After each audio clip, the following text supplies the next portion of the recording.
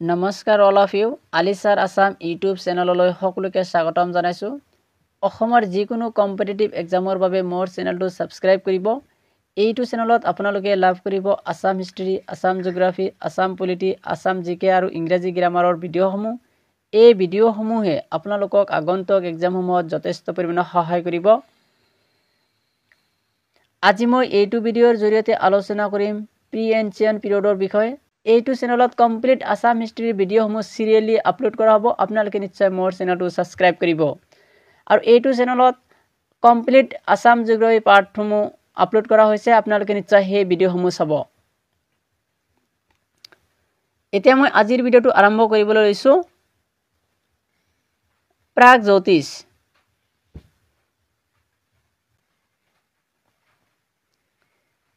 প্ৰাগজ্যোতিষ অসমৰ প্ৰাচীন নাম। যে অসমৰ প্ৰাচীন নাম কি হয়? প্ৰাগজ্যোতিষ। নিশ্চয় মনত থাকিব যে অসমৰ প্ৰাচীন নাম কি হয়? প্ৰাগজ্যোতিষ। পূৰ্বতে অসম কামৰূপ আৰু প্ৰাগজ্যোতিষ নামেৰে প্ৰসিদ্ধ আছিল। যে পূৰ্বতে অসম কামৰূপ আৰু প্ৰাগজ্যোতিষ নামেৰে প্ৰসিদ্ধ আছিল। যে পূৰ্বতে অসমক কি বুলি কোৱা হৈছিল? কামৰূপ আৰু প্ৰাগজ্যোতিষ নামেৰে জনা গৈছিল। প্ৰাগজ্যোতিষৰ ৰাজধানী প্ৰাগজ্যোতিষপুৰ আছিল। আৰু প্ৰাগজ্যোতিষৰ ৰাজধানী ক'ত আছিল? প্ৰাগজ্যোতিষপুৰ। নিশ্চয় মনত থাকিব যে প্ৰাগজ্যোতিষৰ ৰাজধানী ক'ত আছিল? প্ৰাগজ্যোতিষপুৰ। ৰামায়ণ ৰাজ্যৰ প্ৰতিষ্ঠাতা আছিল। যিসকলে অসমীয়া বুজিবত অলপ প্ৰব্লেম হয় সেইসকলে নিশ্চয় ইংৰাজী ট্ৰেন্সলেটখিনি চাব।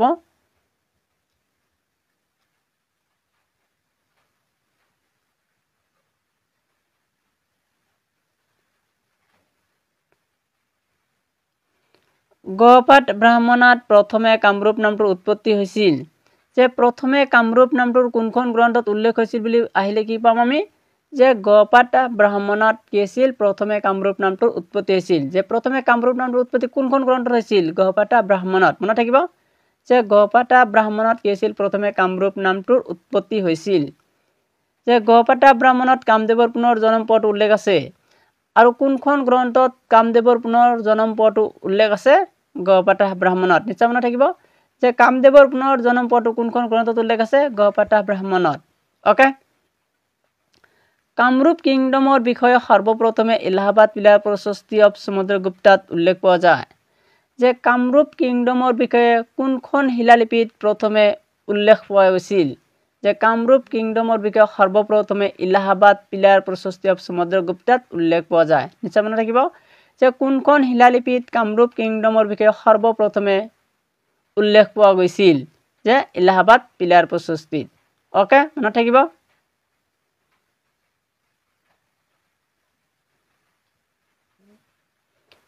এলাহাবাদ পিলাৰ প্ৰশস্তি অফ সমুদ্ৰগুপ্তাত কামৰূপৰ লগতে অসমৰ ডবকা নামটো উল্লেখ আছিল। এলাহাবাদ পিলাৰ প্ৰশস্তি অফ সমুদ্ৰগুপ্তাত কামৰূপৰ লগতে অসমৰ ডবকাৰ নামটো উল্লেখ আছিল। নিশ্চয় মনত ৰাখিব যে এলাহাবাদ পিলাৰ প্ৰশস্তিত কামৰূপৰ লগতে অসমৰ আৰু কোনটো ঠাইৰ নাম উল্লেখ আছিল? তেতিয়া আমি নিশ্চয় ক'ব পাৰিম ডবকাৰ নাম উল্লেখ আছিল। মনত ৰাখিব, বহুত ইম্পৰ্টেণ্ট হয় কুৱেশ্যনটো। এলাহাবাদ পিলাৰ প্ৰশস্তি অফ সমুদ্ৰগুপ্তাত প্ৰথমে অশোকে লিপিবদ্ধ কৰিছিল। যে এলাহাবাদ পিলাৰ প্ৰশস্তিত প্ৰথমে কোনে লিপিবদ্ধ কৰিছিল? যে নিশ্চয় মনত ৰাখিব যে এলাহাবাদ পিলাৰ প্ৰশস্তিত প্ৰথমে লিপিবদ্ধ কৰিছিল অশোকে।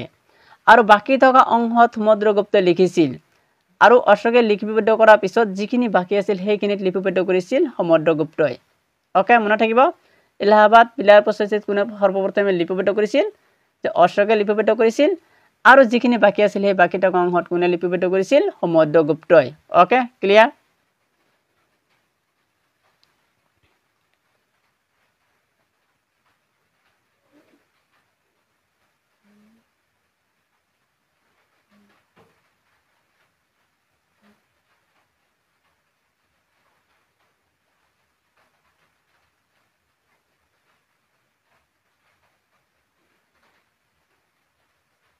ঐতিহাসিক যুগত প্ৰাগজ্যোতিষত ৰাজত্ব কৰা প্ৰথমটো ৰাজবংশ হ'ল দানৱ বংশ।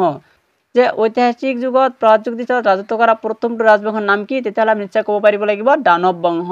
নিশ্চয় মনত থাকিব যে ঐতিহাসিক যুগত প্ৰাগজ্যোতিষত ৰাজত্ব কৰা প্ৰথমটো ৰাজবংশ হ'ল দানৱ বংশ। নিশ্চয় মনত ৰাখিব। দানৱ বংশৰ প্ৰতিষ্ঠাতা হ'ল মহিৰাংগ দানৱ। নিশ্চয় মনত থাকিব যে দানৱ বংশৰ প্ৰতিষ্ঠাতা কোন আছিল? মহিৰাংগ দানৱ। মহিৰাংগ দানৱে নিজৰ ৰাজধানী মহিৰাংগত প্ৰতিষ্ঠা কৰিছিল। আৰু মহিৰাংগ দানৱে কি কৰিছিল নিজৰ ৰাজধানী যেটো আছিল সেই ৰাজধানীটো ক'ত প্ৰতিষ্ঠা কৰিছিল মহিৰাংগত ওকে মহিৰাংগ দানৱক প্ৰাচীন অসমৰ প্ৰথমজন ঐতিহাসিক ৰজা বুলি কোৱা হয় যে মহিৰাংগ দানৱক কি বুলি কোৱা হয় প্ৰাচীন অসমৰ প্ৰথমজন ঐতিহাসিক ৰজা বুলি কোৱা হয় প্ৰাচীন অসমৰ প্ৰথমজন ঐতিহাসিক ৰজা কোন আছিল তেতিয়া আমি নিশ্চয় ক'ব পাৰিম মহিৰাংগ দানৱ ওকে যে প্ৰাচীন অসমৰ প্ৰথমজন ঐতিহাসিক ৰজা আছিল মহিৰাংগ দানৱ মহিৰাংগ দানৱৰ পিছত দানৱ বংশৰ আন কেইজন ৰজা হল ক্ৰমে হটকাসুৰ শম্বাসুৰ ৰত্নাসুৰ আৰু ঘটকাসুৰ যে মহিৰাংগ দানৱৰ পিছত আন কেইজন উল্লেখযোগ্য ৰজা হল সেই কেইজন আছিল আমাৰ হটকাসুৰ শম্বাসুৰ ৰত্নাসুৰ আৰু ঘটকাসুৰ নিশ্চয় মনত ৰাখিব যে ঘটকাসুৰ আছিল দানৱ বংশৰ শেষৰজন ৰজা আৰু ঘটকাসুৰ আছিল কি আমাৰ দানৱ বংশৰ শেষৰজন ৰজা আছিল কোন ঘটকাসুৰ আৰু ঘটকাসুৰৰ দেউতাক আছিল দ্বিতীয় পাণ্ডৱ ভীম যে ঘটকাসুৰৰ দেউতাক কোন আছিল দ্বিতীয় পাণ্ডৱ ভীম ঘটকাসুৰক নৰকাসুৰে হত্যা কৰি কামৰূপৰ ৰজা হয় যে ঘটকাসুৰক নৰকাসুৰে হত্যা কৰি কামৰূপৰ ৰজা হয় আৰু নৰকাসুৰে বম বংশ প্ৰতিষ্ঠা কৰে আৰু নৰকাসুৰে কি আছিল বম বংশ প্ৰতিষ্ঠা কৰে আৰু নৰকাসুৰে কি কৈছিল বমা ডাইনেষ্টি প্ৰতিষ্ঠা কৰিছিল মনত ৰাখিব যে ঘটকাসুৰক নৰকাসুৰে হত্যা কৰি কামৰূপৰ ৰজা হয় ঘটকাসুৰক কোনে হত্যা কৰি কামৰূপৰ ৰজা হয় নৰকাসুৰে হত্যা কৰি কামৰূপৰ ৰজা হয় আৰু নৰকাসুৰে কি কৰিছিল বমা ডাইনেষ্টি প্ৰতিষ্ঠা কৰিছিল ওকে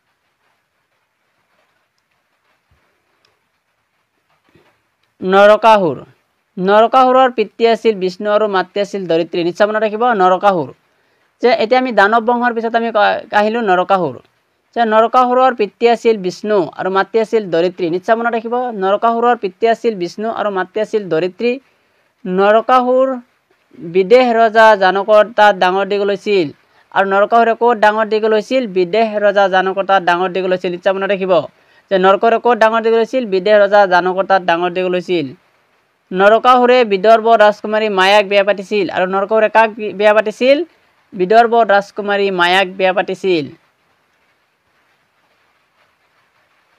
নৰকাসুৰ আছিল বিষ্ণু ভক্ত আৰু নৰকাসুৰ কি আছিল বিষ্ণু ভক্ত আছিল নৰকাসুৰৰ সমসাময়িক ৰজা হল বান ৰজা আৰু বিষ্মক ৰজা নৰকাসুৰৰ সমসাময়িক ৰজা কোন আছিল বান ৰজা আৰু বিষ্মক ৰজা নিশ্চয় মনত ৰাখিব নৰকাসুৰৰ সমসাময়িক ৰজা কোন আছিল বান ৰজা আৰু বিষ্মক ৰজা নৰকাসুৰে ঘটকাসুৰক হত্যা কৰি কামৰূপৰ ৰজা হয় নৰকাসুৰে কাক হত্যা কৰি কামৰূপৰ ৰজা হৈছিল ঘটকাসুৰক হত্যা কৰি কামৰূপৰ ৰজা হৈছিল আৰু নৰকাসুৰে বমা বংশ প্ৰতিষ্ঠা কৰে আৰু নৰকাসুৰে কি কৰিছিল বমা ডাইনেষ্টি প্ৰতিষ্ঠা কৰে নৰকাসুৰে প্ৰথমে প্ৰাগজ্যোতিষপুৰত ৰাজধানী প্ৰতিষ্ঠা কৰিছিল যে নৰকাসুৰে কি আছিল নৰকাসুৰে আছিল প্ৰথমজন ৰজা যিজন ৰজাই কি কৰিছিল প্ৰাগজ্যোতিষপুৰত প্ৰথমে ৰাজধানী প্ৰতিষ্ঠা কৰিছিল তাৰ আগত কোনো ৰজাই কি কৰা নাছিল প্ৰাগজ্যোতিষপুৰত ৰাজধানী প্ৰতিষ্ঠা কৰা নাছিল নিশ্চয় মনত ৰাখিব যে নৰকাসুৰে আছিল প্ৰথমজন ৰজা যিজন ৰজাই কি হৈছিল প্ৰাগজ্যোতিষপুৰত ৰাজধানী প্ৰতিষ্ঠা কৰিছিল তাৰ আগত আৰু কোনো ৰজাই কি কৰা নাছিল প্ৰাগজ্যোতিষপুৰত ৰাজধানী প্ৰতিষ্ঠা কৰা নাছিল ওকে